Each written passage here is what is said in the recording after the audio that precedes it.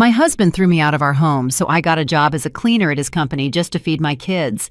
Every evening, I'd see the young secretary crying in the hallway. One day, as I was cleaning my husband's office, she suddenly put her hand on my shoulder and said, "Hurry, hide under the desk. He's about to have a secret meeting. You need to hear the truth." But the story didn't start there. It started with the dirty water in a plastic bucket. Welcome to Betty's Stories. I share new life stories here every day, and I'd really appreciate it if you hit subscribe and liked my video. Now let's jump back into my story. I'm sure you'll love it if you keep listening till the end. Serena Hayes dipped her mop into the gray, soapy mess.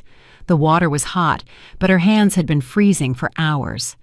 At the Apex Zenith Holdings building, they always skimped on heating in the hallways. Of course, in the corner office of the CEO, her husband, Brandon Sinclair, the thermostat was always set to a perfect 72 degrees Fahrenheit. She wrung out the mop, feeling the rough fabric chafe the calluses on her palms. These hands used to sign contracts for the elite marble that made up these very floors. Now she was washing that marble. She knelt down. Her left knee responded with a dull throb. It was an old injury, a souvenir from a skiing trip to Aspen, Colorado, that they had taken as a family 3 years ago. Back then, Brandon had supported her, carrying her to their room. Now he walked past her as if she were thin air, or even worse, a persistent stain on the carpet that he couldn't quite scrub away. 2 women from accounting walked by. Serena knew them both. She had helped Lisa pick out a gift for the chief accountant's birthday, and she'd helped Maria find a good daycare for her son. Now they fell silent upon seeing her crawling figure and quickened their steps. The click of their heels echoed in the long hallway. Nobody said hello. Serena was used to it. Poverty and falling off the social ladder make a person invisible faster than any magic. Brandon had kicked her out 2 months ago without warning, without explanation. He just left her suitcases outside the door and changed the locks. Her credit cards were blocked, and their joint accounts were empty. "You don't fit my vision," he'd said then, speaking through the threshold without even looking her in the eye. "You drag me down, and I need to fly high."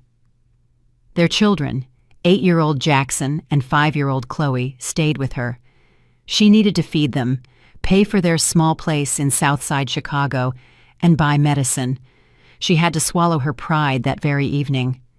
When she saw the job posting for a janitor at Brandon's firm, she went not because she wanted to see him, but because she knew they paid on time, and also because, deep down, she hoped to understand what had happened. The elevator door opened, and Brandon stepped into the hallway. He wasn't alone. The head of sales hurried beside him, nodding enthusiastically. Brandon walked with a sweeping, proprietary stride. He wore a new, deep, steel-colored suit. Serena knew what it cost.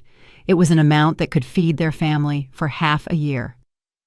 "And get this trash out of the lobby before the investors arrive," Brandon announced loudly, passing within 3 feet of Serena. He didn't look at her, but she knew he was talking about her. She winced, hunching lower over her bucket, hiding her face behind a curtain of hair. "Of course, Mr. Sinclair," the manager immediately agreed. "The cleaning service is sloppy. The personnel are completely incompetent.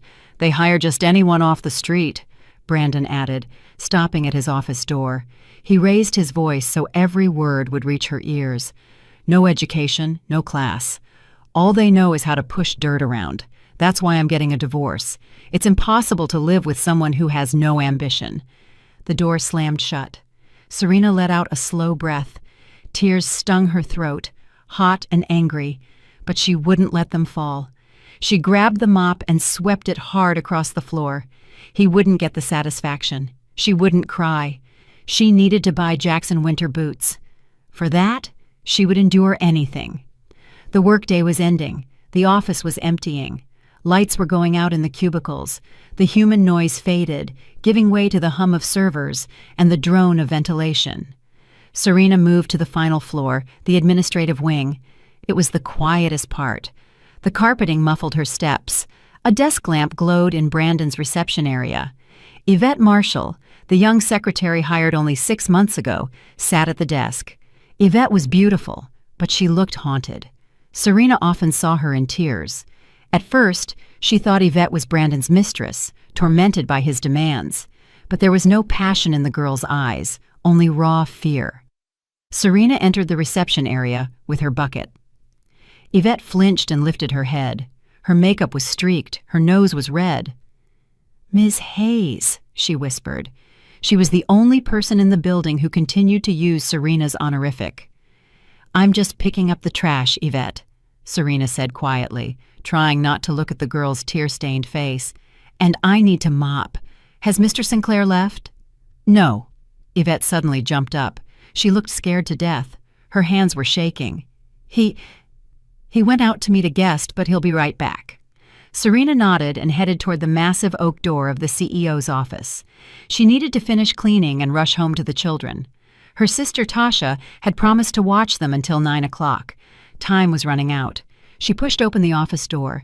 Inside, it smelled of Brandon's expensive cologne and leather. The huge desk, where they had once discussed company plans together, loomed in the center like a fortress. Serena began wiping dust from the windowsill when she heard quick footsteps behind her. It was Yvette. She rushed into the office and, without a word, grabbed Serena's arm. Her grip was like steel, her fingers digging into Serena's forearm. "Hurry!" Yvette hissed. Her eyes were wide with terror. "Hide under the desk!" "What? Yvette, have you lost your mind? If Brandon sees me here—" "If you don't hide, you won't find out anything," the secretary cut her off. In the hallway, they heard the sound of the elevator doors opening and Brandon's loud, confident laugh. "He's about to have a secret meeting. You need to hear the truth, Ms. Hayes. Please, for God's sake, go."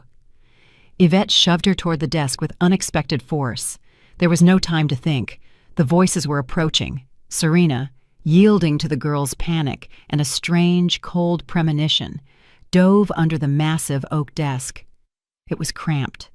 It smelled of furniture polish and old dust the mop couldn't reach. Serena pulled her legs to her chest and froze.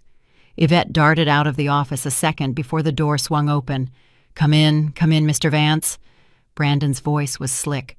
"Cognac, or should we get right down to business?" "Right down to business, Brandon," replied the other voice. It was raspy, unpleasant. Serena recognized it. It was Ezra, a shady lawyer/fixer that Brandon had dealt with before, though he'd later sworn he'd cut all ties. "I have a plane in 3 hours. Are the documents ready?" Serena clamped her hand over her mouth. Her heart pounded so hard she thought the sound must be audible throughout the room. Brandon's heavy dress shoes strode right past her face. His chair scraped, taking the weight of her husband. "Everything's ready," Brandon said. There was the rustle of paper. "Here's the complete package: corporate charter, appointment orders, bank powers of attorney." "And the signatures?" the lawyer asked. "The most important part, the CEO's signature." Serena tensed. She expected to hear the name of some mistress, the one for whom he'd destroyed their family. She prepared herself to hear him sign over the house or the condo to his new flame. "You wound me, Ezra." Brandon chuckled. "It's all signed. My dear wife, without even knowing it, worked tirelessly for me. I practiced every night until it was perfect. See for yourself. It's an exact match." A pause. The rustle of pages. "Yes," the lawyer finally drawled. "Flawless work. Serena Hayes. The signature is identical to the one on her passport, and the dates are backdated, just as we agreed, 3 years ago." A chill spread through Serena. Her name. Why was her name involved?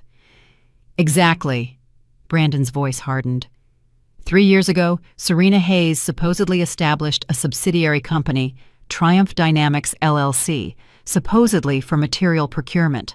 And for all 3 of those years, she, as the sole founder and CEO, has been funneling government funds through that shell company. "The amount?"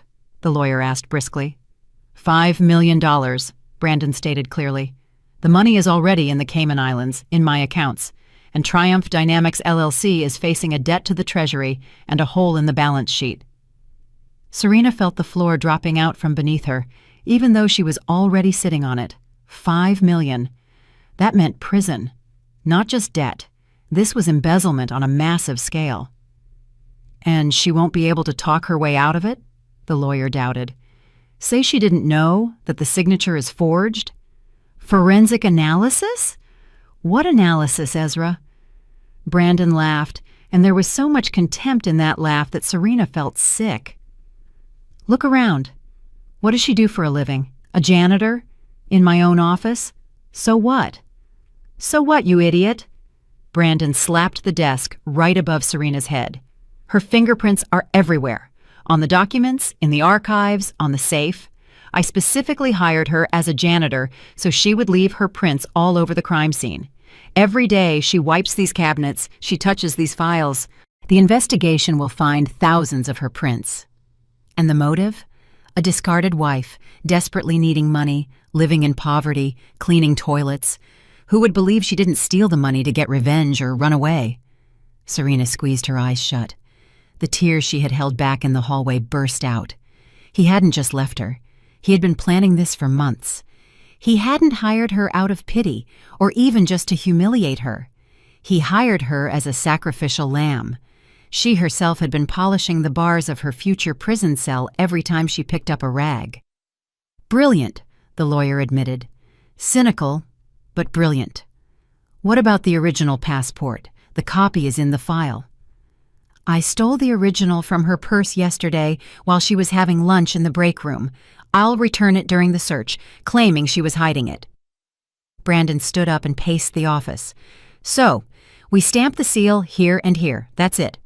Now Serena Hayes is officially a national-scale fraudster. When do we launch the process? Ezra asked. Right now. Serena heard Brandon pull out his phone. Key taps, dial tone.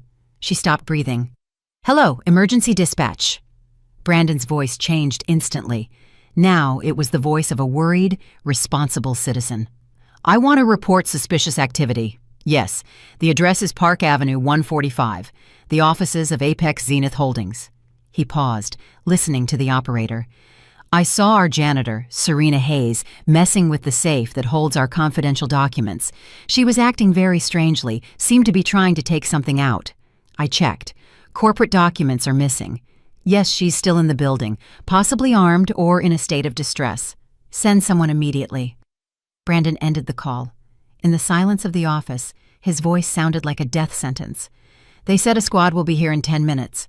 Well, Ezra, take the service exit and I'll wait for the show. Serena looked at her hands. They were shaking. 10 minutes. In 10 minutes, people with guns would storm in here. She didn't have $5 million. She only had a bucket of dirty water and a fake CEO title that would send her to prison for 10 years. Her children would be left alone, or even worse, with him. She looked at her husband's expensive leather shoes, standing only a foot away from her face. He was standing, whistling a cheerful tune, waiting for the police. Time was ticking. Brandon stepped toward the window. Serena only saw his back, draped in the expensive fabric of his jacket, and heard the clink of glass. He was pouring himself water, or perhaps cognac, to celebrate his victory. 10 minutes. She now had 9 or maybe 8. She didn't wait for him to turn around. The fear that had paralyzed her under the desk suddenly transformed into a cold, calculating energy.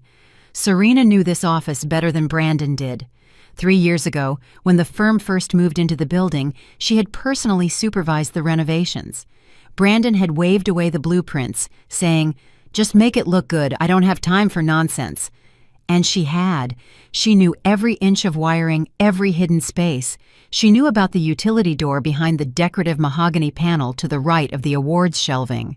Serena silently, like a cat, slipped out from under the desk. Her knees, scraped against the stiff carpet, were burning, but she felt no pain. Brandon was by the window, looking down at the parking lot, scouting for flashing lights. He was whistling a tune that sounded like a funeral march to Serena. She took a step. The parquet didn't creak. She had personally chosen the highest quality subfloor. Another step. Her hand touched the cold panel. Her fingers found the hidden mechanism, a small indentation invisible to the eye. A press. The click was quiet, but in the silence of the office, it sounded like a gunshot. Brandon spun around suddenly. Serena had already slipped into the dark doorway, pulling the narrow door shut behind her. "Who's there?" The sound came from the office, muffled as if through cotton. She pressed her back against the reverse side of the panel, clamping her hand over her mouth. Her heart was beating somewhere in her throat, making it hard to breathe. She heard Brandon walk up to the shelving unit. He yanked one of the books, checked the safe. He didn't know about the door. He thought the sound was caused by something falling or a draft. "Must have imagined it," he muttered, barely a foot away from her. "Nerves, where are those damned cops?" Serena exhaled through her nose. She was in the utility corridor, a narrow passage between the walls designed for cable runs and access to ventilation shafts. It smelled of dust, dry plaster, and mouse droppings. There was no light, only faint beams piercing through the ventilation grills above. She knew where to go. This corridor led to the fire escape, which only the electricians and system administrators used. The elevators were a trap now. If the police had already entered the building, they would block the elevator lobby first. She needed to go down, to the basement, to the archives. Yvette's words echoed in her ears. "You need to hear the truth." But the truth alone wasn't enough. She needed proof. Brandon had told the lawyer the documents were in the archives in the Triumph Dynamics LLC folder. If she ran now empty-handed, she would be a fugitive with no chance of justification. She needed that file. Serena moved by touch, holding her hands out. Cobwebs stuck to her face, catching in her hair. Her janitorial uniform, synthetic and uncomfortable, snagged on protruding wires. She stumbled over a toolbox forgotten by one of the workers and barely stifled a scream, biting her lip until it bled. Ahead, a blurry rectangle of light appeared, the exit to the stairwell. Serena eased the door open. Empty. Concrete steps descended into the darkness. Far away, she heard the first wail of a siren. It grew louder, approaching like a predator smelling blood. Serena ran. She leaped over steps, grabbing the dirty railing. Third floor, second, first. On the first floor, she froze. Voices were audible behind the heavy metal door. "Everyone stay put! Federal agents are taking over!" They were already here. They had stormed the lobby. Now they would head up to Brandon's office, find him alone and shocked by the theft, and begin sweeping the building. Serena sprinted lower to the sublevel, the basement. It was much colder here. The air was damp and heavy. Water squelched beneath her feet. Apparently a pipe had burst somewhere, and no one had been in a hurry to fix it. Now, those were the problems of CEO Serena Hayes, not the actual owner. The archives were at the end of the long corridor. The door was unlocked. The lock had been broken a month ago, and Serena, who cleaned here in the mornings, knew it. She flew inside and flipped the light switch. The fluorescent lamp flickered, reluctantly illuminating the room with a deadly pale light. Shelving units. Endless rows of gray metal shelves crammed with files. "God help me," she whispered. She rushed to the section labeled with a T. Trinity, Titan, Triumph. There it was. Triumph Dynamics LLC, a thick file bulging with papers made of heavy cardstock. Serena snatched it. Her hands were shaking so hard she nearly dropped the documents. She opened the file at random. The very first sheet. The order appointing the CEO and a signature. Her signature. A perfect copy. If she hadn't known she hadn't signed it, she would have believed it herself. She pressed the file to her chest. "Now run. Hold it! Freeze!" The voice hit her back. Serena froze, feeling the cold seep under her skin. She slowly turned around. Mr. Leon, the night watchman, stood in the archive doorway. In his hands, he held a powerful flashlight, its beam aimed right at her eyes, and a rubber baton. Mr. Leon had worked here under the old owner before Brandon bought the building. He remembered Serena when she was pregnant with Jackson. He remembered her bringing him homemade apple turnovers when she stayed late. "Ms. Hayes?" Mr. Leon lowered the flashlight. His face, etched with wrinkles, registered extreme confusion. "What are you doing here?" "The police. They're looking for you. Mr. Sinclair said over the radio that you stole money." "Mr. Leon?" Serena's voice broke into a rasp. She took a step toward him, pressing the file to her chest like a shield. "Do you believe that? You've known me for 10 years. You saw me cleaning these floors for 2 months. Do you think I'm a thief?" The old man was silent. He shifted his weight. His eyes darted between the file in her hands and the corridor, where the sound of heavy boots was approaching. "He said you were dangerous," the guard said uncertainly. "He said to detain you at all costs." "He set me up," Serena spoke quickly, feeling tears welling up again. "He signed a company over to me, saddled me with debt so he could escape himself. If they grab me now, I'll never see my children again. Jackson, Chloe, you remember Chloe, Mr. Leon? She gave you a drawing for Christmas." The guard's face twitched. He remembered. Of course, he remembered the funny bunny drawn by a child's hand that still hung in his booth above the monitors. From upstairs, a coarse shout echoed down the stairwell. "Check the basement! Move!" Mr. Leon flinched.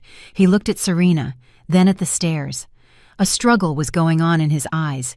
Duty, fear of losing his job, fear of his boss, versus conscience. "Run," he breathed, suddenly stepping aside and freeing the passage. "Thank you." Serena lunged for the exit, but he caught her sleeve. "Wait. You'll freeze to death in that uniform. It's -4 degrees out there, mister."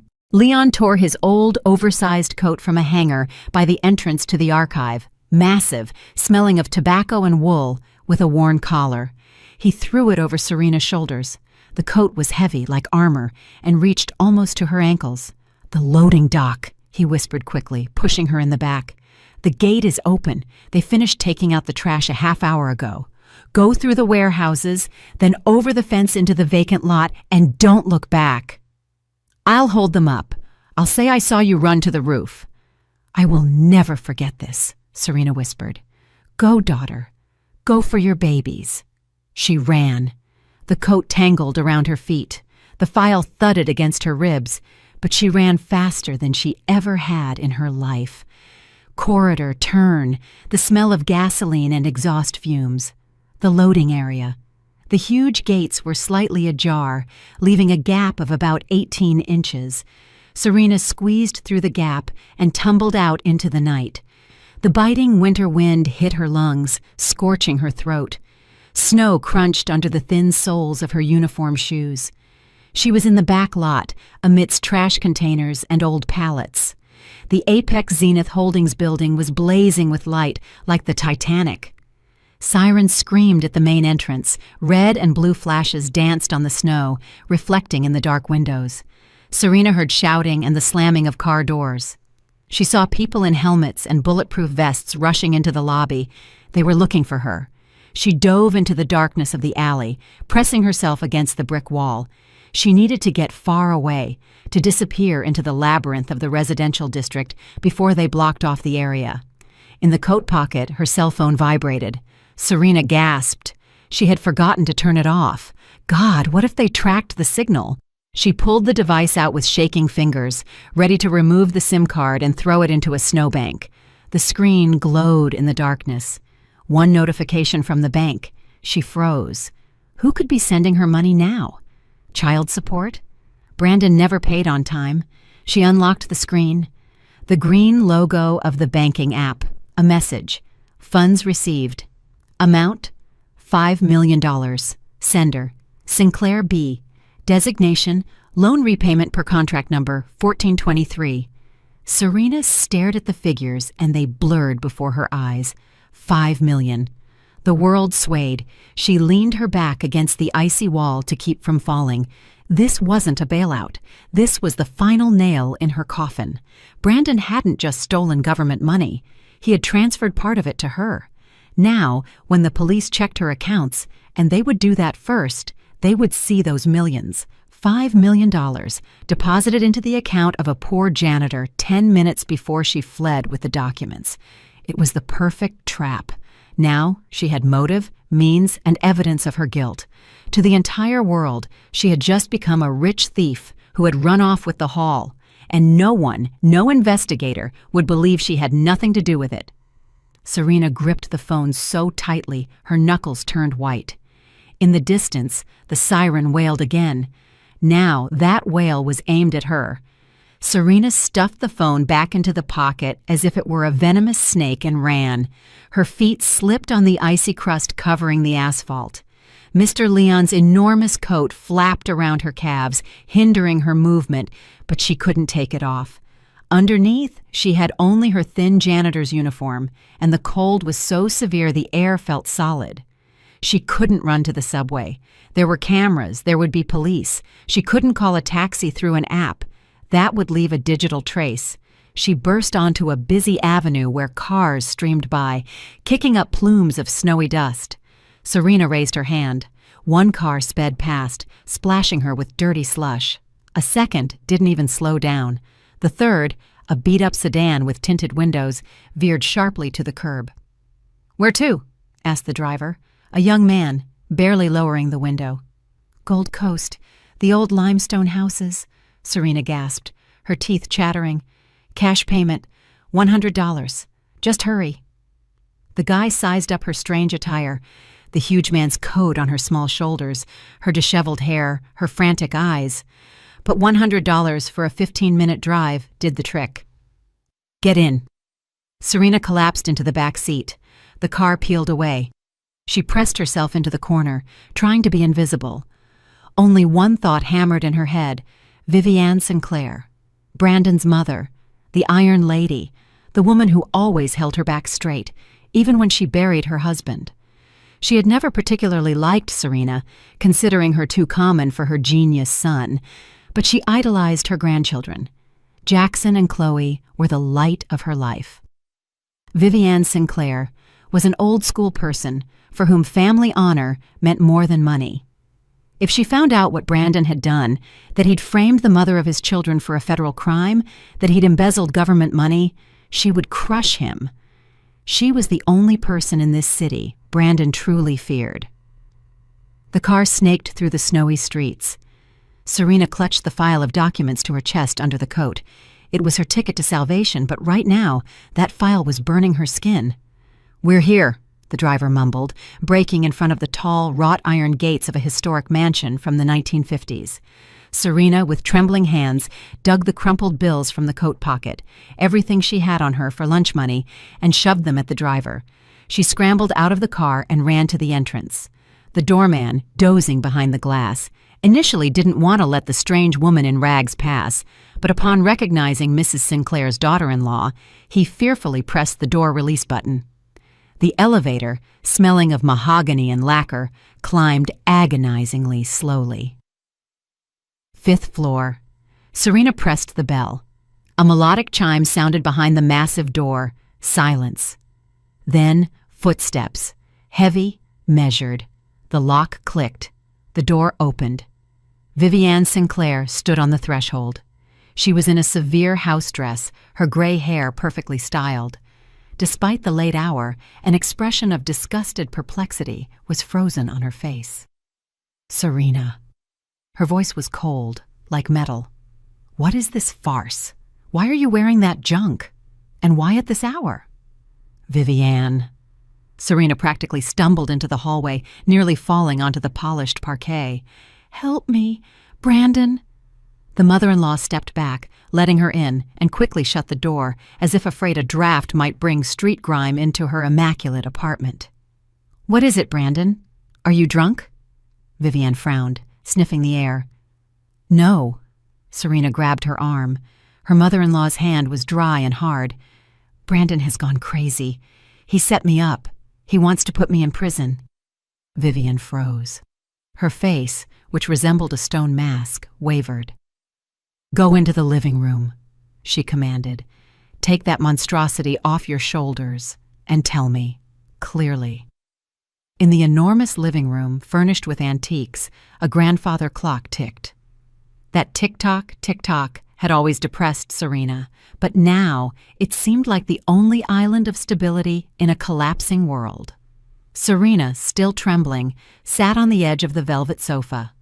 She told the story, stammering and swallowing her words, about the janitor job, the secret meeting, the fake signatures, the call to the police. Vivian listened in silence, standing by the window and looking out at the night city. She didn't interrupt, Only her right hand nervously fiddled with the pearl necklace around her neck. "And look here," Serena pulled out the phone. "I ran away, and he sent me money. $5 million right now, so the police will think I was in on it, that I took my cut and fled." She handed the phone to her mother-in-law. Viviane took the device, put on her gold-rimmed glasses, and stared at the screen for a long time.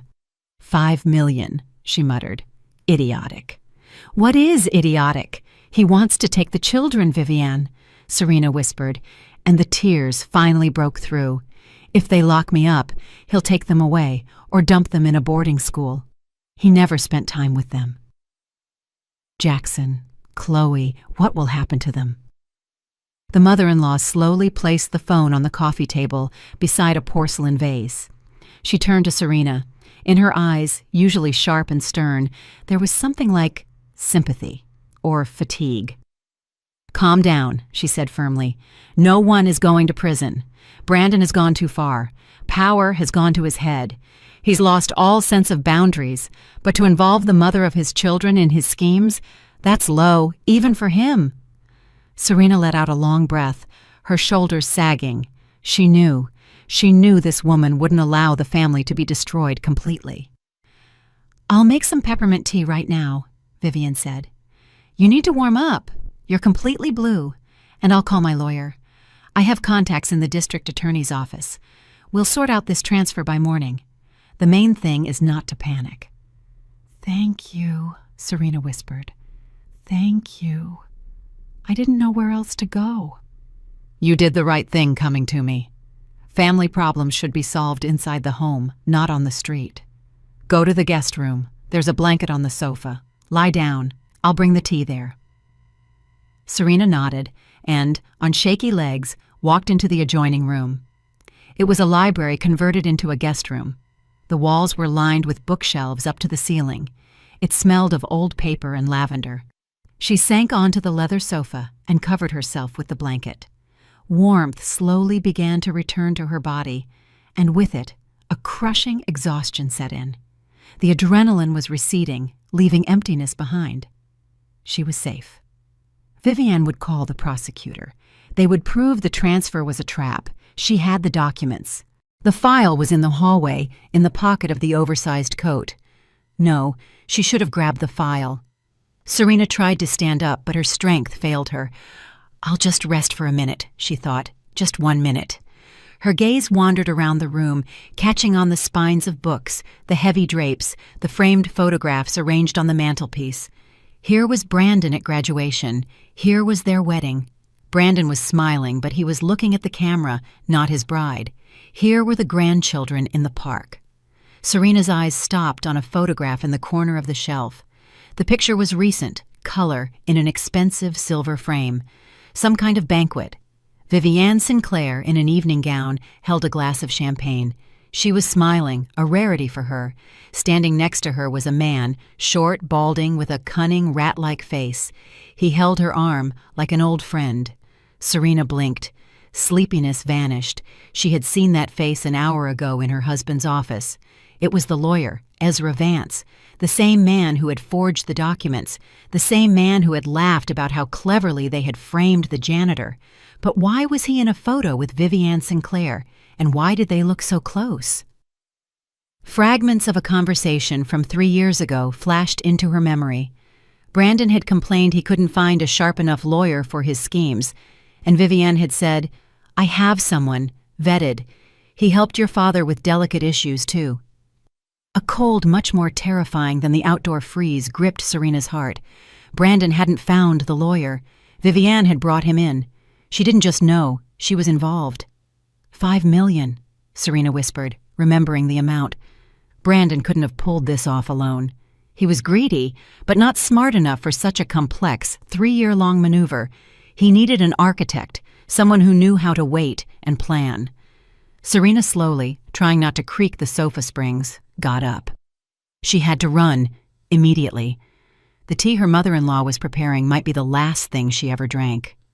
She tiptoed to the door leading to the living room. The door was cracked open a few centimeters. Viviane's voice drifted from the living room. She was speaking quietly, but in the apartment's silence, every word dropped like a stone. "Yes, Ezra, I know it's risky, but this is even better." Serena held her breath. "No, I didn't call the lawyer. Why would I?"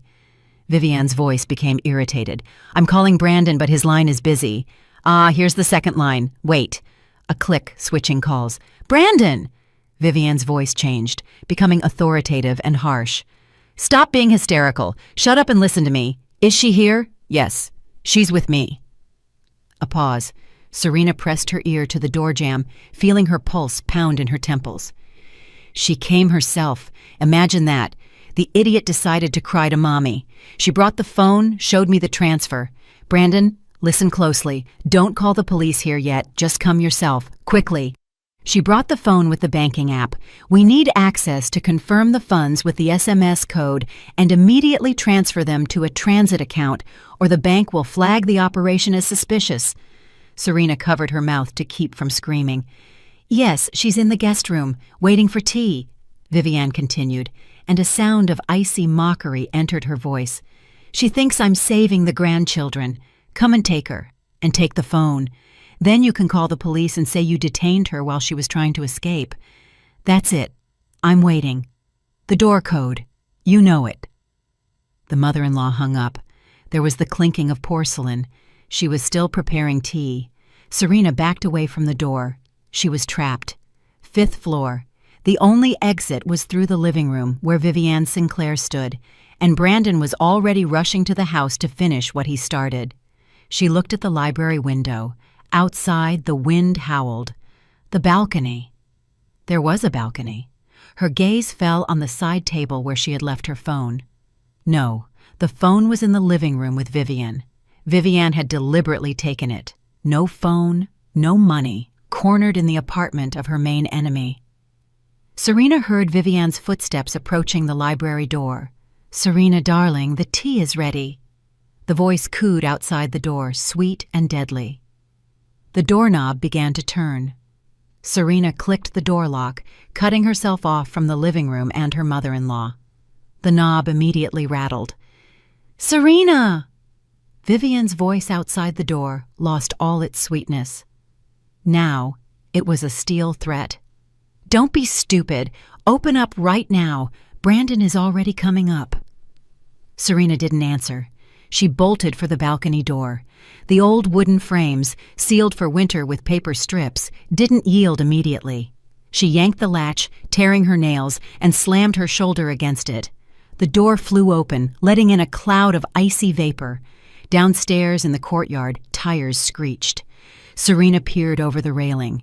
Brandon's familiar black SUV was parked right at the entrance, blocking the road.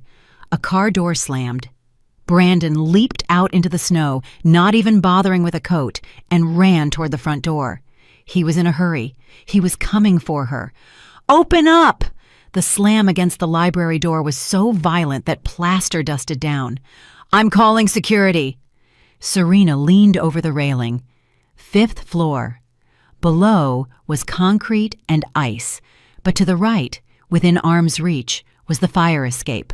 A rusty old structure welded to the side of the building half a century ago. She just had to reach it. She climbed onto the icy railing. The heavy coat dragged her down, impeding her movement. The wind slapped her face, stinging her eyes. Serena didn't look down. She looked only at the rusty crossbar. A leap. Her fingers slipped on the metal, scraping her skin, but she held on. Her legs dangled in the void.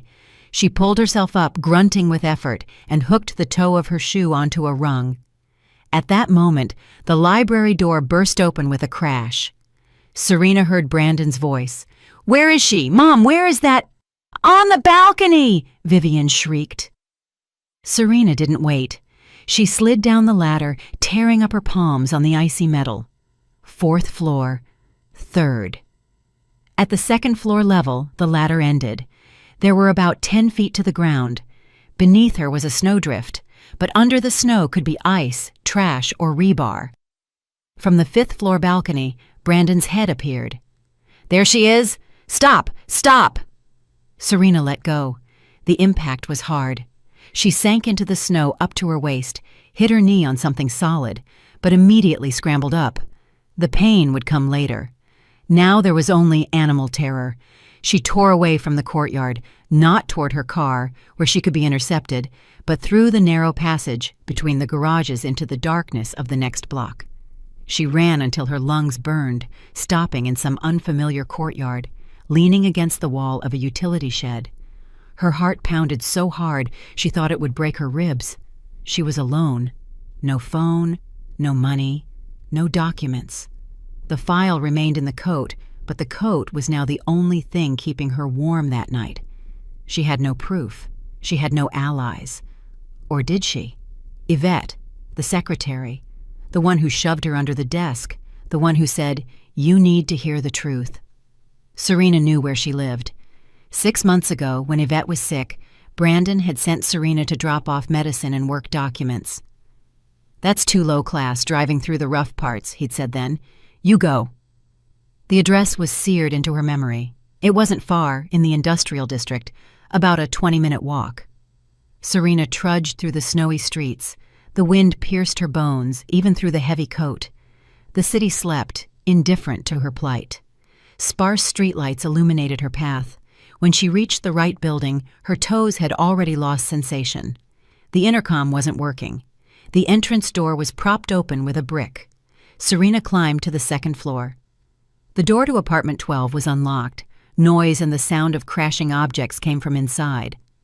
Serena pushed the door open and entered. Chaos reigned in the narrow hallway. Hangers, shoes, and makeup littered the floor. Yvette, disheveled, with red blotches on her face, was trying to zip up an enormous suitcase. Seeing Serena in the gigantic coat, with crazy eyes and a scrape on her cheek, she shrieked and dropped a bag of documents. "Don't come closer! I don't know anything! Get out!" Yvette backed into the kitchen, grabbing a knife from the counter. "You knew?" Serena asked hoarsely. She closed the front door behind her and leaned her back against it, sliding to the floor. She had no strength left to stand. "You knew about the signatures, you knew about the setup, and you stayed silent." "I tried to tell you!" Yvette screamed. Hysteria broke through her fear. "Today in the office you shoved me under the desk so I would go to prison instead of you. Why didn't you go to the police earlier? Why did you let him do it? Were you sleeping with him? Did you need his money?" Serena's rage surged. "Money?" Yvette laughed, and the sound was chilling. She slammed the knife onto the table and ripped open the neck of her blouse. Her entire neck and collarbone were covered in bruises. "Look, is this money or is this love?" Serena froze. "He's a monster." "Ms. Hayes." Yvette covered her face with her hands and sobbed. "He's not a lover. He's an owner. 6 months ago, at the office party, he slipped something into my drink. I woke up in a hotel room, and he was standing there with a camera. He filmed everything. Then he said, 'Want to be an internet star? Want your parents back home to see this video? Your fiancé? Then work. Do what I tell you. Sign what I give you.'"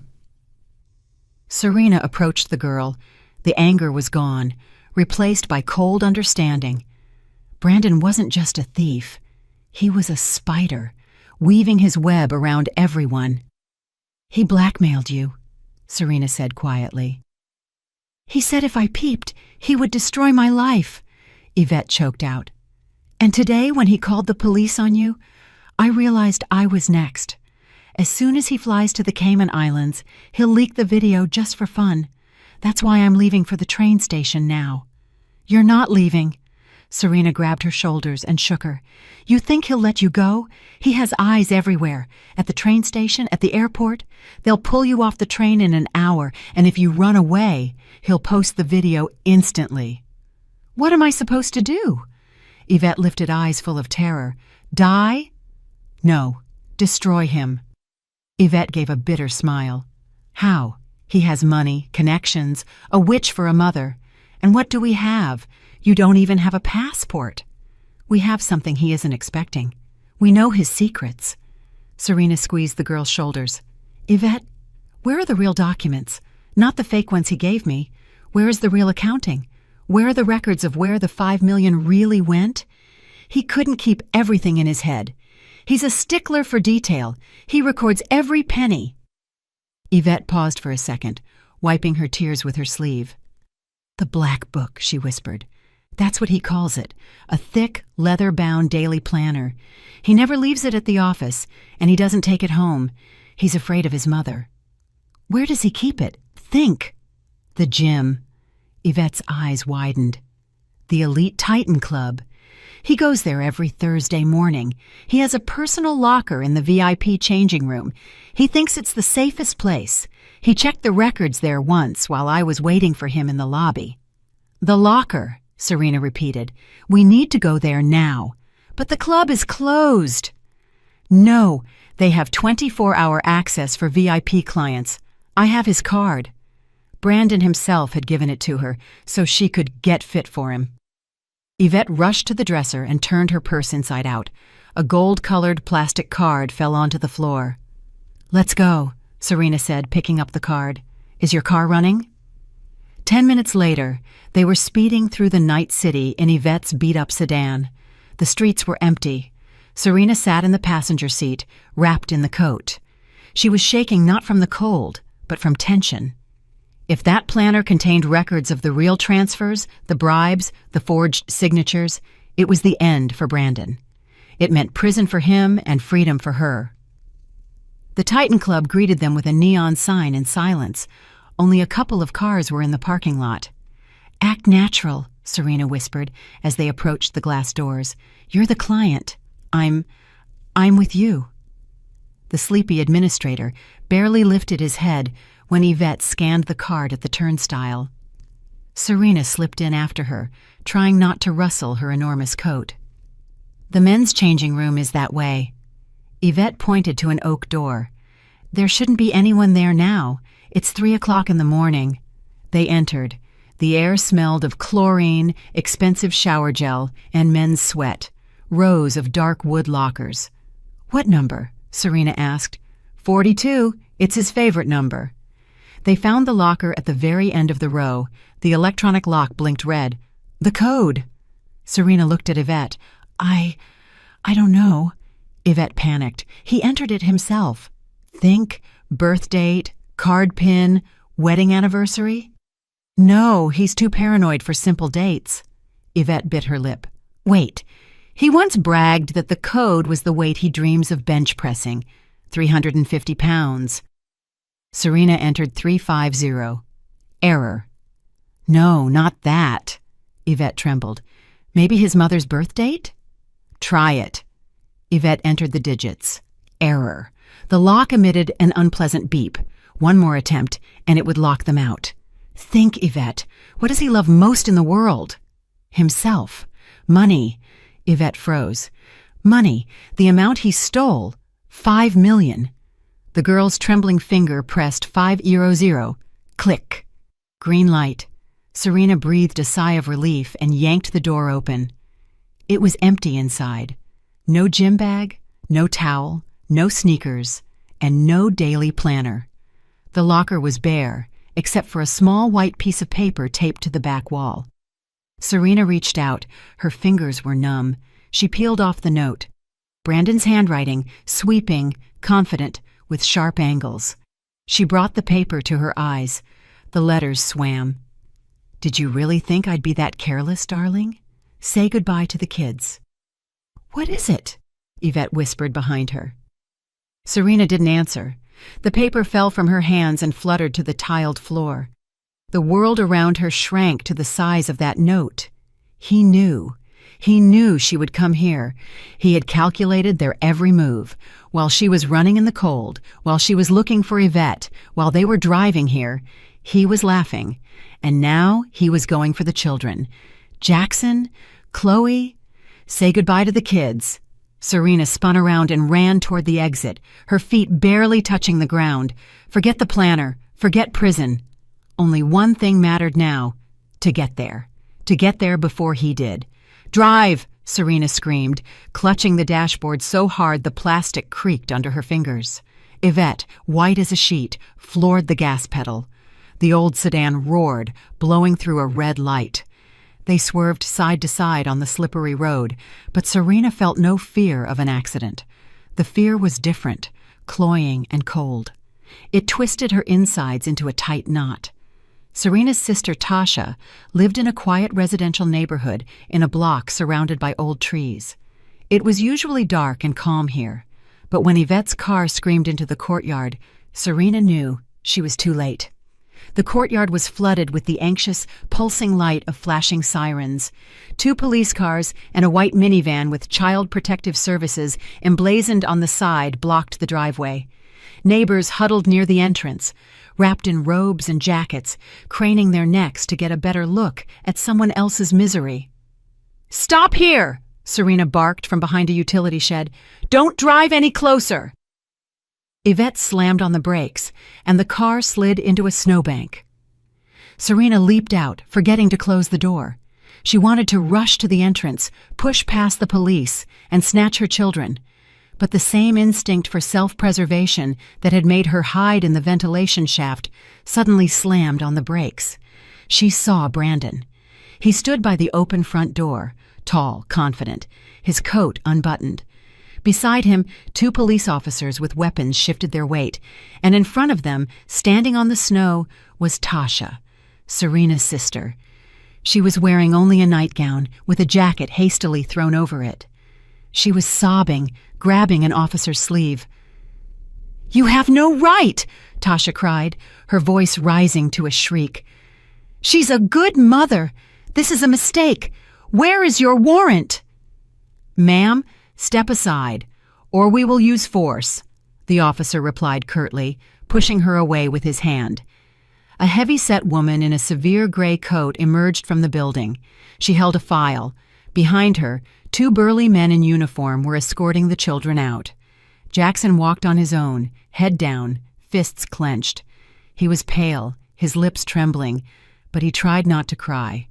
Little Chloe, in her favorite pink hat with a pom-pom, was being carried by the second man and screaming hysterically. "Mommy! Mommy!" Her cry cut through the night air like a knife. "I don't want to! Let me go, Aunt Tasha!" Serena took a step forward, emerging from the shed's shadow. Her body lunged toward her daughter, but her mind whipped her back. "Take one more step and you'll be arrested. They'll cuff you, throw you in the police car, and then you truly will never see them again. You have no rights. You have no money. You are a wanted felon."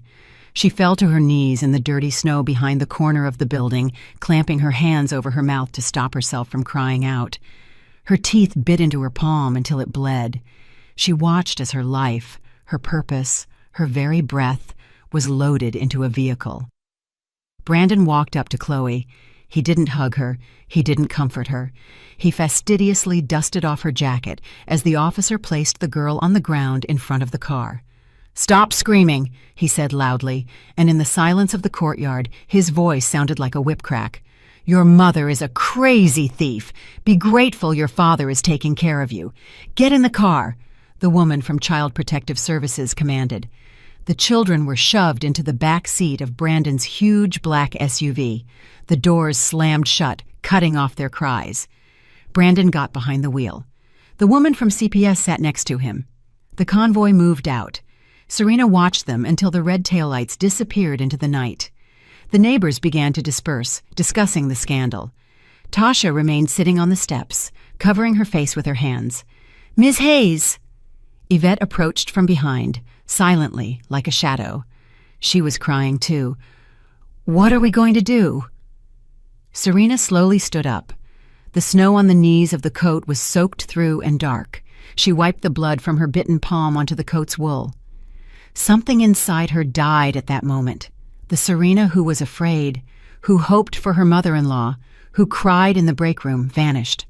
All that remained was emptiness and cold, calculating hatred. "Take me to the industrial zone," she said. Her voice was foreign, hoarse, like sandpaper. "Why?" Yvette was scared. "That place is full of gang members and guard dogs. The office of Marvin Coleman." Yvette gasped. Coleman, Brandon's enemy, the man Brandon had double-crossed 5 years ago. "Ms. Hayes, he'll kill you. He hates anyone with the name Sinclair." "I have no choice." Serena walked toward the car, not glancing back at her sister's window. Tasha couldn't be seen right now. She was certainly being watched. If he wants to destroy Brandon, he'll listen to me.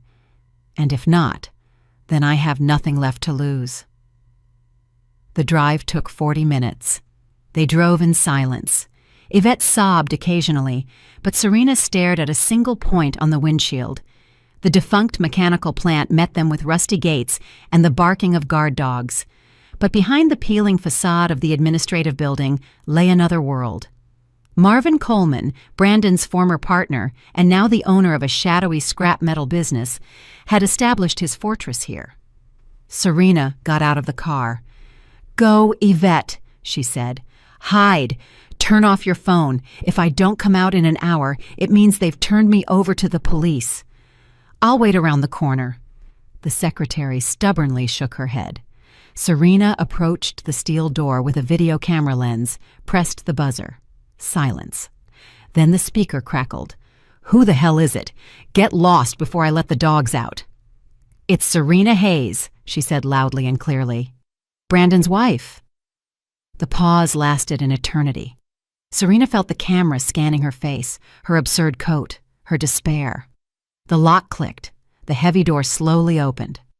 A massive guy in a black t-shirt stood on the threshold. He silently nodded her inside. Marvin Coleman sat in a huge leather armchair in an office that looked more like a bunker. The walls were unfinished brick. The air smelled of cigar smoke and expensive whiskey. Marvin himself was a heavy-set man in his 40s with a hard gaze and a scar above his eyebrow. He didn't stand when Serena entered. He didn't even take his feet off the table. He slowly took a sip from his glass, examining her like a strange insect. "Well, I'll be," he drawled mockingly. "Duchess Hayes in a janitor's coat. Look what life does to you. Did you come here begging for charity? Or did your little husband send you to spy?" "Brandon threw me out," Serena said, not dropping her gaze. "He framed me for $5 million, and he took my children." Marvin laughed, a loud barking sound. "And you came to me to cry about it? Get out!" He abruptly stopped laughing, and his face became terrifying. "Get out! Your husband ruined me. He stole my business, and you spent all those years going to parties, smiling, living on my money that he stole. You're part of the rot. Get out before I call the cops. I'll turn you in. Maybe they'll even give me a reward." Serena didn't move. "He stole more than just your business, Marvin," she said quietly. "You think he just cheated you on construction contracts? That's small time." Coleman narrowed his eyes. "What are you talking about?" "In 2018, when you were still partners, Brandon opened 3 offshore accounts in the Cayman Islands in his mother's name. He was draining money from your joint contracts into those, the very money you needed to cover your loans. He didn't just win the company from you. He robbed you from the inside while shaking your hand." Marvin slowly lowered his feet from the table. Silence hung in the office. "Proof," he growled. "I don't have the papers with me," Serena replied. "But I know the names of the shell companies and the account numbers. I saw them in his archive today before I ran away. Olympus Trading, Northern Stream Limited." Marvin's eyes widened. He knew those names. He had apparently been looking for them for years but couldn't connect them to Brandon. "Viviane," he spat. "The old witch." He grabbed a bottle of whiskey and threw it against the wall. Glass shattered. He was breathing heavily, looking at Serena now, not with contempt, but with something resembling respect, or at least business interest. "What do you want?" he asked. "To destroy him," Serena said. "I need my children, and you need revenge and your money. Help me get the proof, and I'll give you everything that's left of his empire." Marvin walked over to the computer.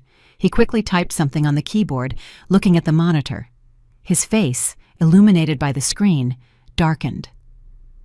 "I'll help you, Hayes," he said hoarsely, "but we have a problem." "What?" "He moved the money." "I don't care about the money." Marvin turned the monitor toward her. An email was open on the screen, some kind of booking confirmation. "I have my people at the airport and in travel agencies," Marvin explained. "I track all your husband's movements. Look here." Serena moved closer. The letters blurred before her eyes, but the meaning hit her instantly, punching her gut harder than any fist. They were airline tickets. 3 tickets. Brandon Sinclair, Jackson Sinclair, Chloe Sinclair. Departure in 48 hours. Route, Chicago, New York, Zurich. Switzerland, Serena whispered. Are they going on vacation? No, Marvin shook his head. Look at the visa type and the return tickets. There are no return tickets.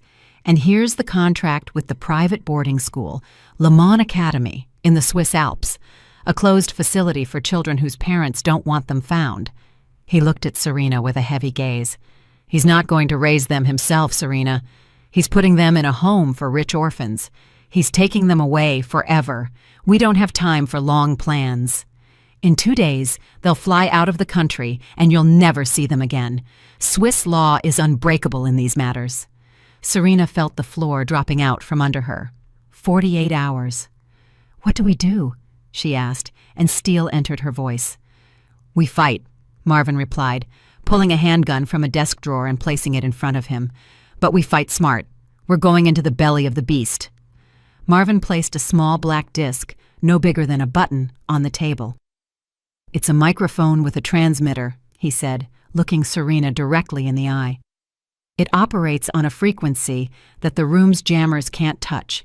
The charge will last for 2 hours. You have to slip it into his pocket. In his jacket, his pants, it doesn't matter. The main thing is that he has it on him when he gets drunk and starts talking. Serena took the device with trembling fingers. It was cold and weightless. What if he recognizes me? She asked, adjusting the tight collar of her white shirt. He won't. To people like Brandon, the help aren't people. They're furniture that brings them food. You're a waitress now. Look at the floor, he said softly. Don't stand out. An hour later, she was standing at the service entrance of the grand ballroom. Marvin had arranged things with his contact in the catering service. Serena was wearing black slacks, a white shirt, and a long black apron that concealed her figure. Her hair was pulled back into a tight bun. She wore a medical mask over her face. Thanks to the latest flu scare, no one was surprised. Music was blasting in the hall. It was the Founders' Ball, the annual Vanity Fair where the city's elite celebrated their successes. Enormous chandeliers bathed the space in golden light, reflecting off the ladies' diamonds and the gentlemen's cufflinks. The air was thick with the scent of expensive perfume, hairspray, and fresh lilies. Serena picked up a tray of champagne glasses. Her hands, thankfully, were covered by white gloves. She took a deep breath and stepped into the hall. Her heart hammered somewhere in her throat, echoing in her ears with dull thuds. She walked through the crowd, navigating between people she had known for years. Here was the vice mayor's wife, with whom she had once discussed diets. Here was the bank director who had wished her happy birthday a year ago. Now they slid past her with indifferent glances, reaching out for glasses without pausing their conversations. Marvin was right. She was invisible. She looked for Brandon. He was standing in the center of the room by an ice sculpture. He was beaming. He wore a tuxedo. His bow tie was slightly crooked. He held a glass in one hand and gesticulated wildly with the other, telling a group of investors something. Beside him, like a faithful shadow, stood Vivienne Sinclair. The mother-in-law looked majestic in a long silver gown, stiff as a board, with a polite, frozen smile on her face. Serena gripped the tray so hard her fingers turned white beneath the fabric of the gloves. The children. They want to take the children. She had one chance. She began to approach slowly, offering drinks to guests along the way so as not to arouse suspicion. Champagne? For you. Step. Another step. Brandon laughed loudly. There are risks, of course, but who doesn't take risks doesn't drink this fine wine, he was preaching. My company is now going international. We're opening a European branch. You'll be opening a prison cell, Serena thought venomously. She reached their circle. Brandon was standing with his back to her. His jacket was unbuttoned. The side pockets protruded slightly. A perfect target. Serena approached from the side, tilting her head slightly. "Champagne, gentlemen," she murmured, trying to disguise her voice. One of the investors took a glass. Brandon turned around, not looking at her, and also reached for the tray. "Yes, hit me," he tossed out. At that moment, someone nudged Serena's elbow. The champagne in the glasses sloshed. It was the perfect moment of distraction. While Brandon looked at the moving liquid, Serena, using her left hand, concealed by the tray, slid toward his right pocket. One movement, light as a feather's touch. She felt the fabric of his expensive jacket. Her fingers opened. The bug slipped inside. Brandon didn't notice a thing. He gulped down half the glass and turned back to his conversation partners. "So about that," Serena exhaled. It worked. Now, she needed to leave, to dissolve into the crowd, exit through the kitchen, get into Marvin's car, and listen. Listen to him confess everything. She turned, trying not to run. Her step had to be measured, smooth. Suddenly, a hand clamped onto her forearm. The grip was hard, painful, like a vice. Serena froze. The blood drained from her face. She slowly turned her head. Vivienne Sinclair was looking at her. The mother-in-law wasn't looking into her eyes. She was looking down at Serena's feet. Beneath the black uniform slacks, her old, worn sneakers peered out, the very ones Serena had worn running through the snow, climbing through the ventilation shaft. Marvin had found her clothes, but he hadn't had time to find her size 6 shoes. Serena thought that no one would notice in the dim light of the hall. But Vivienne Sinclair always noticed shoes. "Shoes are a woman's face," she often used to say. Serena had worn these sneakers with the bright green stripe while gardening with her mother-in-law. Vivienne lifted her eyes. There was no surprise in them, only a cold, calculating glint. "What terrible service!" she said loudly, addressing the guests, but not letting go of Serena's arm. "This girl almost spilled wine on me. Come with me, dear. Let's step aside. I want to speak to your manager." "Mom, drop it." Brandon waved her off without turning around. "Don't ruin the evening." "I said I'll handle it." Vivienne cut him off. She dragged Serena away from the center of the hall toward the service corridor leading to the kitchen. Serena didn't resist. If she broke free and ran now, it would attract the security guard's attention. Brandon would see her. Everything would be lost. Vivienne shoved her into the narrow corridor, which smelled of food and dirty dishes, and pinned her against the wall. Waiters bustled around, but no one paid attention to the wealthy woman arguing with the help. "Have you completely lost your mind?" the mother-in-law hissed, ripping the mask off Serena's face. "To show up here, a wanted woman. I should call the police." Serena lifted her chin. The fear was gone. Only anger remained. "Go ahead. Let everyone see how the CEO's mother turns in her daughter-in-law." Vivienne Sinclair smirked. The mask of the society lady cracked. "Stupid girl. If I wanted to turn you into the police, I would have done it at the apartment or right there in the hall." "Then what do you want?" Serena was wary. "The children," Vivienne simply replied. "You won't get them. Brandon is taking them to Switzerland. I know about the tickets. I know about the boarding school." Vivienne Sinclair's face twisted. The mask shattered. "That idiot!" she whispered with hatred. "He thinks he can dispose of my husband's blood like property. He wants to exile them to the Alps so they won't bother him while he parties with prostitutes on my money. I won't allow my grandchildren to grow up among strangers and forget their own language." She stepped close to Serena. "Listen to me carefully, Serena. Brandon doesn't listen to me. He's tasted big money and become unmanageable. But I can stop the children from leaving. I have leverage with Child Protective Services. I have connections at the border. I can arrange for their passports to disappear right at the airport." "Then do it!" Serena exclaimed. "You're their grandmother." "I will do it, but on one condition." Vivienne Sinclair opened her small handbag and took out a sheet of paper folded into quarters. "What is this?" Serena asked. "Your confession.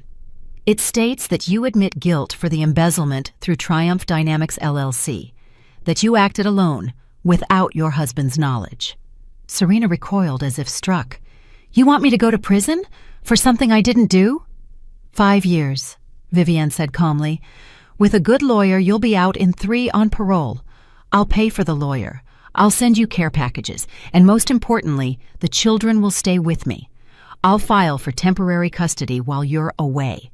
They will live in my home, go to the best school here in the city. They'll be safe. And me? Serena's voice trembled. And you will save them from the boarding school and abandonment. Choose, Serena. Either you proudly refuse now, and Brandon takes them away forever the day after tomorrow, and you get caught and locked up for 10 years without any help. Or you sign this. You serve a short time, but you know your children are home, fed, and clothed. Vivian Sinclair tucked the paper into the pocket of Serena's apron. My son is a disappointment. He is weak. But you turned out to be stronger than I thought. But you're still a nobody. Sacrifice yourself if you are truly a mother. You have until morning. We meet at Ezra Vance's office at 9 o'clock. She turned and floated back into the hall, leaving Serena standing in the dirty corridor with the smell of other people's food and a choice that made her want to howl. Serena shoved the crumpled paper into her apron pocket. Her body was shaking, but her eyes remained dry. Fine, she said quietly, looking not at her mother-in-law, but at the wall behind her shoulder. I'll sign tomorrow at 9 a.m. at the lawyer's office, but I want to see that the children are safe before they take me to a cell. Smart girl.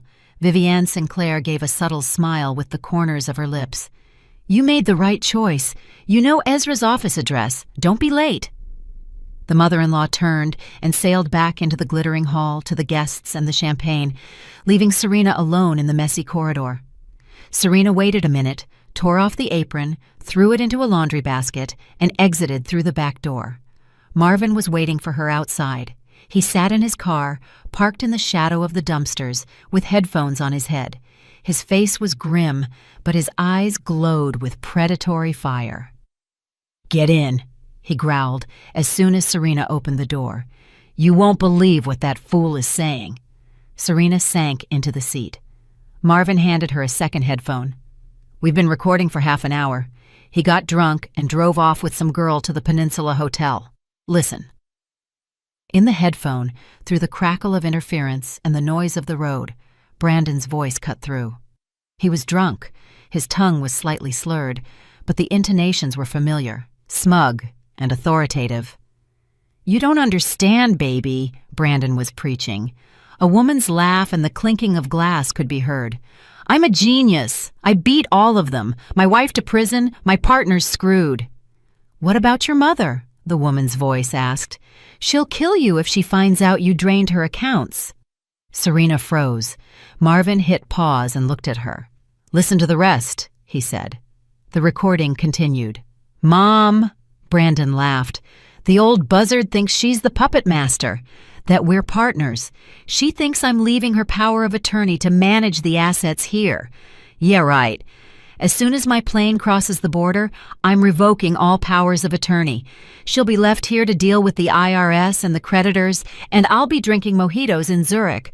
Let her sit with her grandchildren in poverty if she loves them so much. I'm leaving her broke, just like she used to punish me when I was a kid. The recording cut off. Serena slowly removed the headphone. That's it, she whispered. That's the end. If Vivian hears this, she'll destroy him herself. She would forgive him for stealing, forgive him for framing his wife but betraying his mother? Never. Do we send it to her now? Marvin asked, his finger poised over his phone. No, Serena shook her head. Not by phone. She'll delete it and won't believe it. I need to see her eyes. Tomorrow, at the lawyer's office. That will be my ace. Instead of signing the confession, I'll let her listen to this. The night passed in a blur. Serena didn't sleep. She sat in Marvin's office, watching the clock, counting the minutes until dawn. At 8:50 a.m., she stood at the door of the lawyer's office. The sky was gray. A freezing rain was falling. Serena was wearing the same clothes as yesterday, jeans and a sweater Marvin had lent her. She gripped her phone. She walked into the office. Ezra Vance, the notary, sat at the table, shuffling papers. Vivian Sinclair sat in the client's chair, straight as a rod, in a severe black suit. She didn't even turn her head when Serena entered. You're punctual, the mother-in-law remarked, looking straight ahead. The documents are ready. Sign, and I'll call the lawyer. Ezra slid the sheet of paper towards Serena. A confession of guilt. Serena walked up to the table. She didn't take the pen. She took out her phone. "Before I sign anything, Vivian, you have to hear this." The mother-in-law finally turned to her. Irritation was in her gaze. "Serena, I don't have time for your theatrics." "This isn't theatrics. This is your son's voice. Yesterday's recording." Serena pressed play and placed the phone on the polished table right in front of Vivian. The volume was maxed out. Brandon's voice filled the silent office. "The old buzzard thinks she's the puppet master. She'll be left here to deal with the IRS and the creditors. I'm leaving her broke." Ezra paled and shrank into his chair. Vivian Sinclair listened. Her face remained motionless, like a mask of plaster. Not a muscle twitched when her beloved son called her a buzzard. She listened until the very end, until Brandon's drunken laugh. The silence after the recording was deafening. Serena exhaled. Victory. Now, Vivian would tear up the deal with her son. Now, she would give the children to Serena to get revenge on Brandon. "Did you hear?" Serena asked quietly. "He betrayed you. He screwed you over. Don't lock me up. Help me stop him. We'll destroy him together." Vivian Sinclair slowly raised her hand. She picked up Serena's phone, looked at the screen, and pressed delete. Then she went into the recently deleted folder and cleared it. Serena watched, unable to move. A cold, more terrible than any winter freeze, gripped her body. "I know he's a snake." Vivian Sinclair's voice was calm, almost bored. She handed the phone back to Serena. "I gave birth to him. I raised him. I know he's greedy, unprincipled." She stood up and walked right up to Serena. There was an icy emptiness in her eyes. "But he is my snake, my blood, and he is the father of my grandchildren. And you were always a nobody to us, just an incubator. Did you think I would let you destroy my son's empire because he was drunk and rambling? I will deal with him myself, familially. But you will go down." Vivian Sinclair snapped her fingers. The door to the next room burst open. "Take her," she ordered. 2 police officers entered the office. There was no doubt on their faces. The warrant had been issued long ago. Ezra quickly hid the unsigned confession in his desk. It was no longer needed. "Ms. Hayes, you are under arrest," the officer stated, pulling out handcuffs. "Hands behind your back." Serena looked at her mother-in-law. Vivian was already turned away, fixing her makeup in a compact mirror, as if discarding a bothersome napkin into the trash. The metal of the handcuffs was cold on her wrists, but Serena barely felt it. Everything inside her was burned out. As they led her down the office corridor, past Vivian Sinclair's stony face, she didn't cry or beg for mercy. She had died the moment her mother-in-law deleted the recording. Now they were leading away not a person, but an empty shell. The ride in the police cruiser passed in complete silence. The barred window, the dirty floor, the smell of old tobacco. Then the gray corridors of the precinct, the clanging of bolts, and finally the interrogation room. The chair was bolted to the floor. The table was scratched by thousands of desperate nails. Serena sat down, placing her cuffed hands on her knees. She stared at the wall. Time stopped.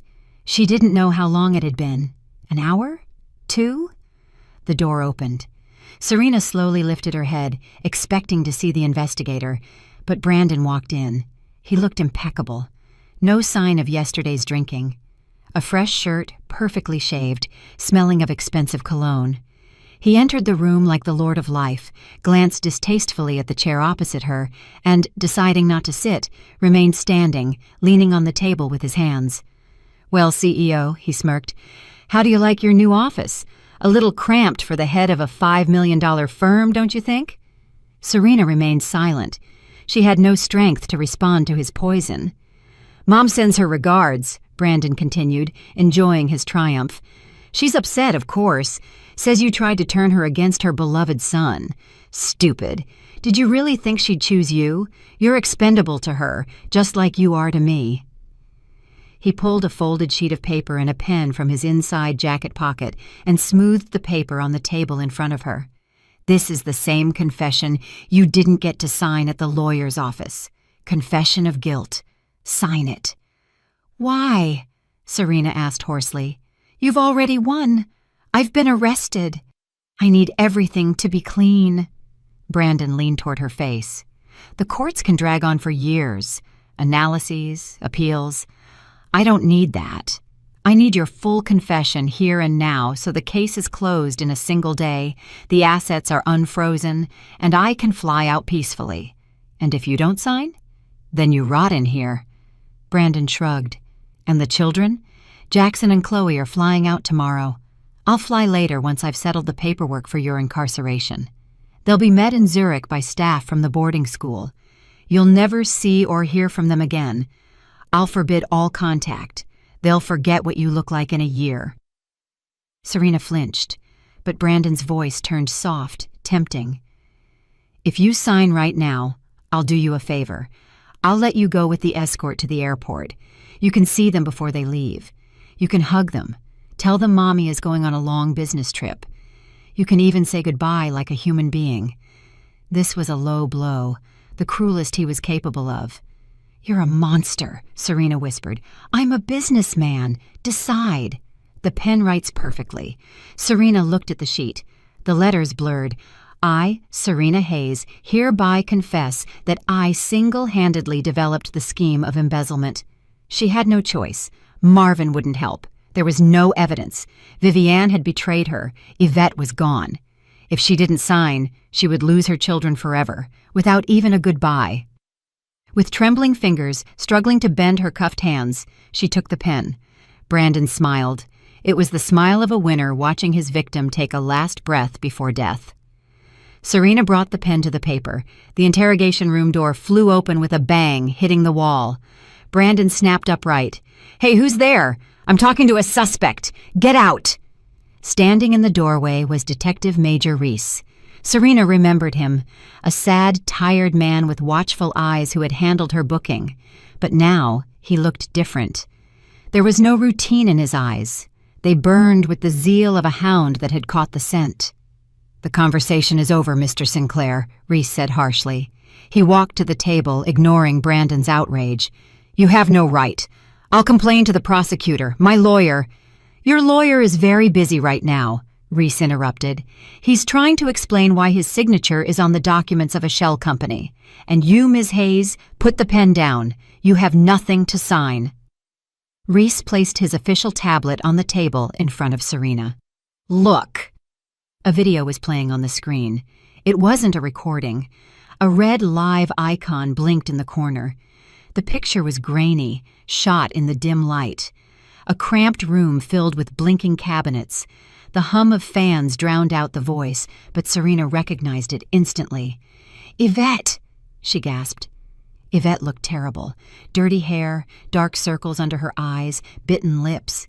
She was sitting on the floor, surrounded by laptops, right in the server room of Apex Zenith Holdings. I repeat, Yvette was saying into the camera. Her voice was trembling but firm. My name is Yvette Marshall. I am Brandon Sinclair's secretary. I am in the company server room. I've been hiding here for 3 days because I feared for my life, but I'm not afraid anymore. Brandon went white. He lunged for the tablet, trying to grab it, but Reese intercepted his arm and forcibly sat him on the neighboring table. Sit. Watch the show. On the screen, Yvette continued. Right now, I am sending this stream to every corporate mailing list address, as well as to the offices of the district attorney and the Federal Investigative Committee. On this screen, you see the transaction logs. She turned the camera toward a monitor. Here is the system login under the CEO's credentials. But the biometric data, the fingerprint and retinal scan, belong to Brandon Sinclair. He was logging into the system using his wife's name. Here are the addresses, here are the dates, and here is a video from the surveillance camera in his office that he forgot to wipe from the local drive. In it, you can see him practicing forging Serena's signature. Brandon sat, his mouth agape, his face turned the color of ash. She ran away, he whispered. She was supposed to run away. She's a smart girl, Reese said. She figured out your people would intercept her at the train station, so she hid where you would never look. Right under your nose, in the heart of your empire. At that moment, the phone in Brandon's pocket vibrated. a long, irritating sound. Then again, and again. Brandon slowly, as if in a trance, pulled out his smartphone. Notifications flashed on the screen, one after another. Banking apps. Operation declined. Account blocked.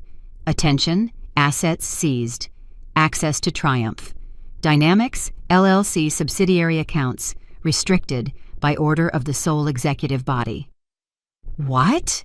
Brandon jabbed his finger at the screen. Why? Who blocked it? He lifted his eyes to Serena. There was pure animal horror in his gaze.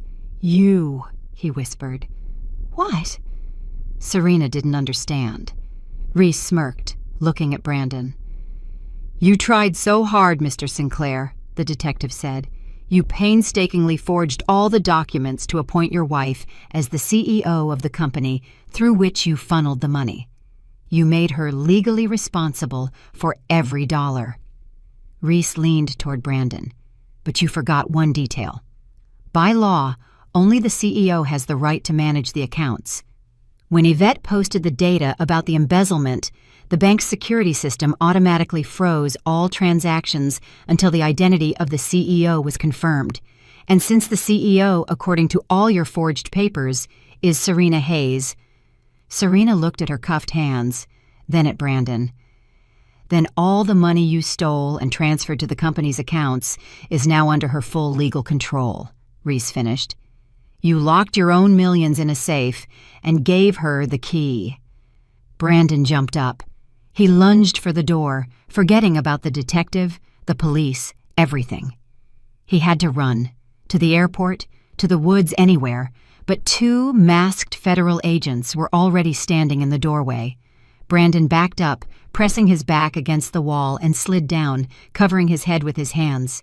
His phone fell to the floor. The last message glowed on the screen. Your flight to Zurich has been canceled due to payment issues.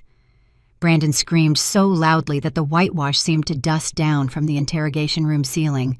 It wasn't the cry of a man, it was the shriek of a cornered animal, realizing the trap had closed. It was all her, he roared, pointing his finger toward the wall where he knew the detective's office was.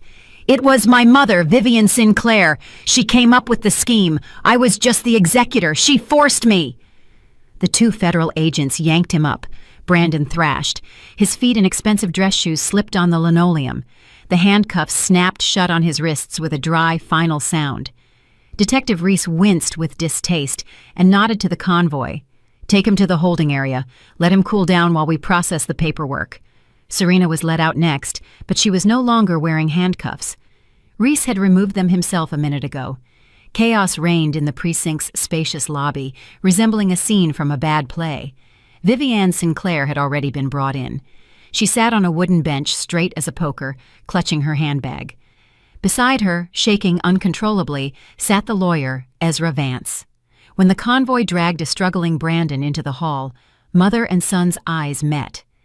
You, Brandon gasped, trying to tear himself free from the agent's grasp. You sold me out. You wanted to take the children and turn me in.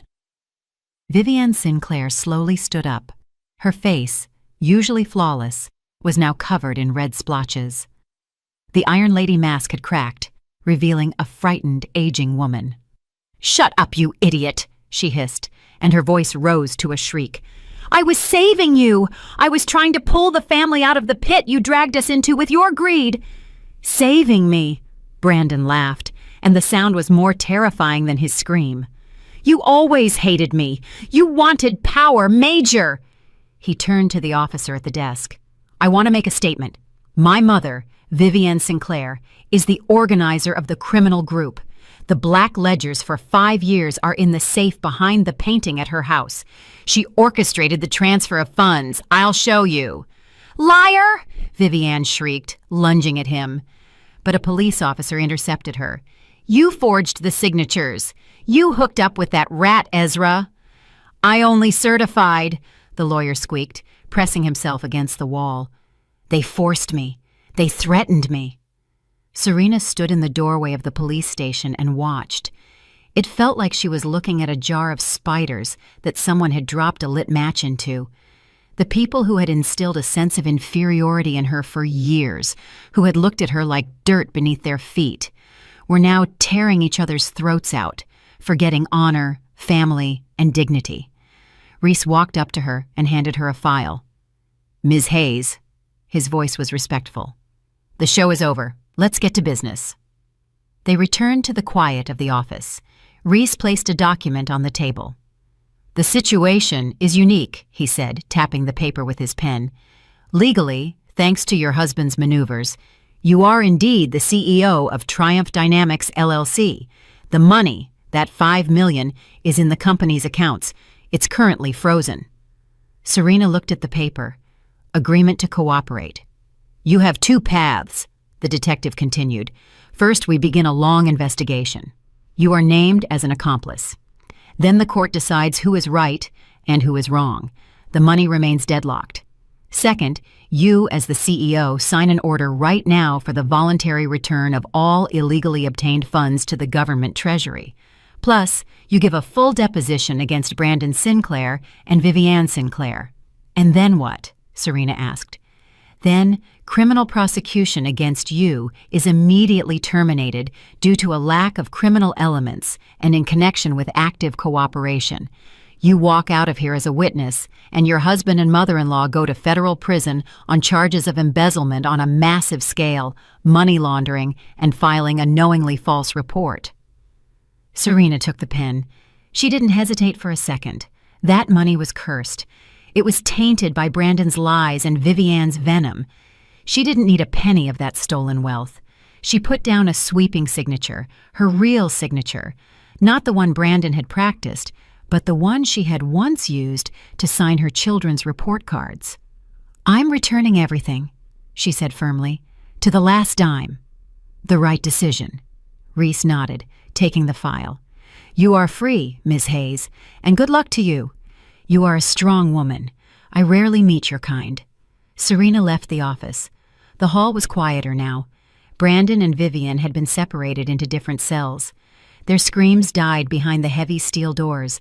The lawyer, Ezra, was sitting at a desk, writing a full confession with a trembling hand, dictated by a young lieutenant. Serena pushed the heavy front door of the precinct and stepped onto the street. Morning.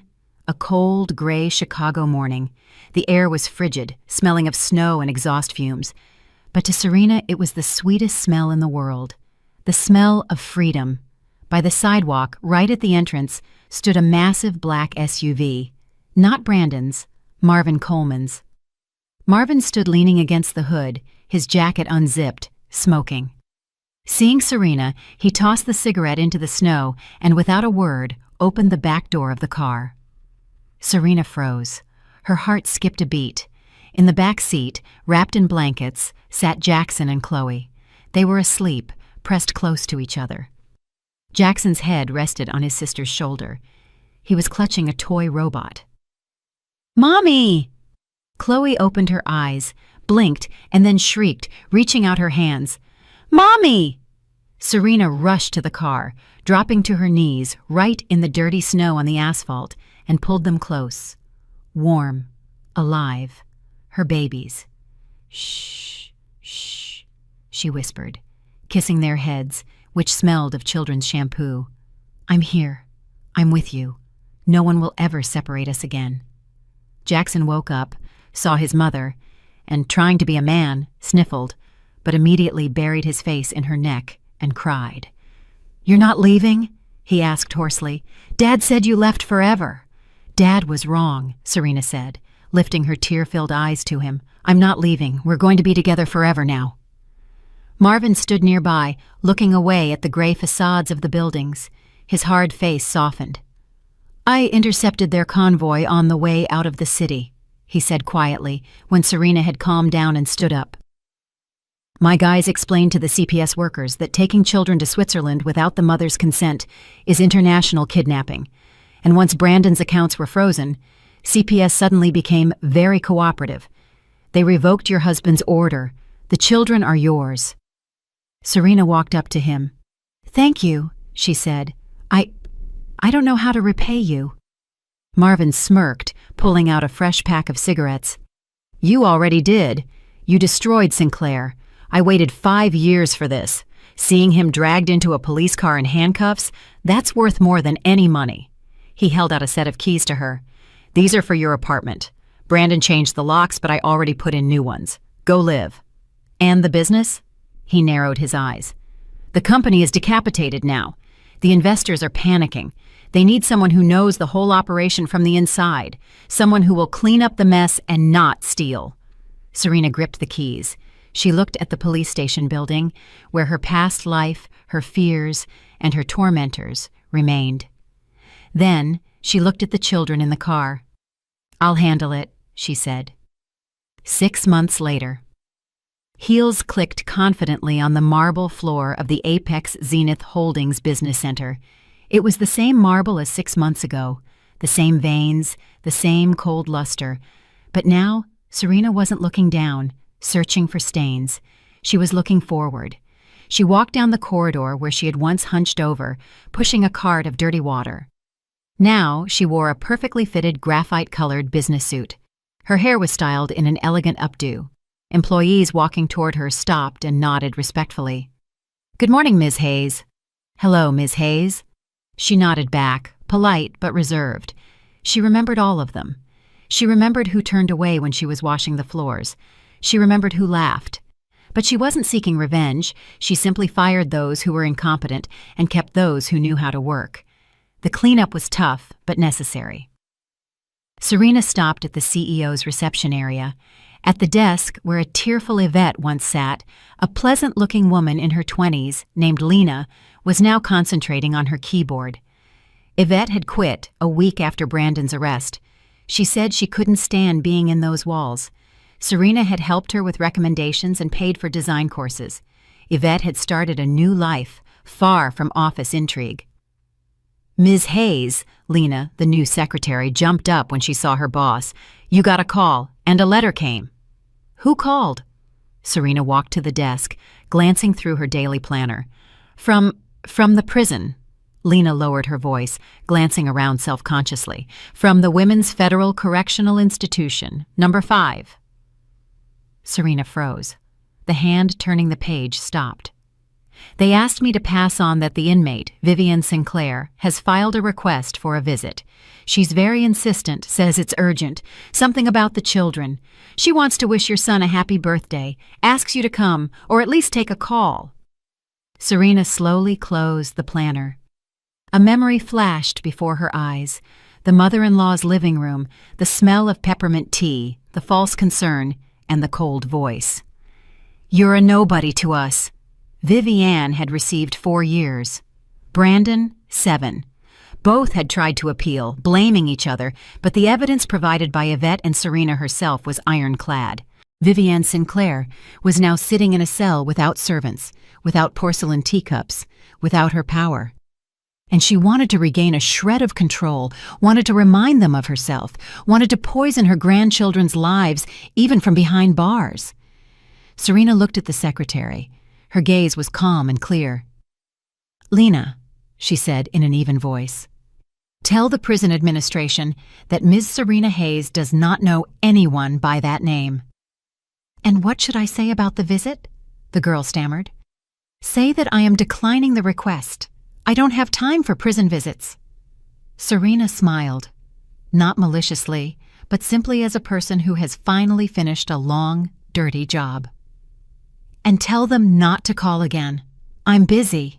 We're opening a new branch, and I need to approve the budget." "Understood, Ms. Hayes." Serena turned and walked toward the massive oak door with the brass plate that read, CEO S. Hayes. She pushed the door open. The office was flooded with sunlight. Brandon's enormous, oppressive desk was gone. In its place stood a modern light desk of glass and pale wood. The heavy drapes had been removed. The windows were open. The office smelled not of leather and expensive cognac, but of fresh coffee and spring. On the desk was a photograph in a simple frame. She, Jackson, and Chloe on a picnic, laughing, with ice cream smeared across their faces. Serena walked to the window. The city lay before her, spread out like a map. the very city that had felt like a prison 6 months ago. Now it was her battleground and her home. She took a deep breath, straightened her shoulders, and sat in her chair. She turned on the monitor and opened her email. The work was just beginning, but now it was her work. And in this office, there would never be dirt again. She had cleaned everything out for good. I'm really glad you're here and that I could share my story with you. If you liked it, show me by liking the video and subscribing to my channel. Let's see how many of us there are. Write in the comments which city you're watching from and what time it is. I'm so curious to know where all you wonderful people are tuning in from. If you want to support me a little extra, you can also send a small donation. I share new life stories for you every single day. And now 2 of my most popular stories will pop up on the screen so you can choose what to watch next.